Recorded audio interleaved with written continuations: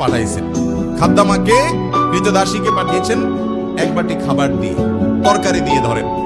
তো ভালো বুড়া রান্না করেছেন, রসুলের জন্য পাঠাইছেন। আয়েশা রাদিয়াল্লাহু তাআলা আনহা দরজা খুলে দেখলেন যে কাজের মেয়ে তরকারি নিয়ে আসছে আরেক স্ত্রীর ঘর থেকে। এই টাইমে যে কোনো মানুষই, যে কোনো মহিলারই মাথা গরম হওয়ার কথা, আমার বাসায় আজকে উনি থাকবে, আমি যা খাওয়াবো, তুমি আবার ওখান থেকে এক বাটি দিয়ে ভালো হওয়ার চেষ্টা করতেছো। উনি বাটিটা ধরে ছুঁড়ে ফেলে দিলেন, ছুঁড়ে ফেলে দিলেন।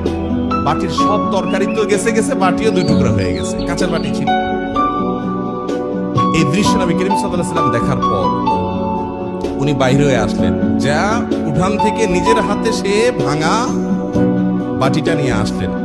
আনার পর একই শেপের একই ধরনের আরেকটা বাটি এই ঘরেও ছিল, আসলে তার ঘরে ওই খালি বাটিটা নিয়ে কাজের মেয়ের হাতে দিয়ে বললেন, এটা নিয়ে ওই বাসায় চলে যাও এবং খবরদার মুখে তালা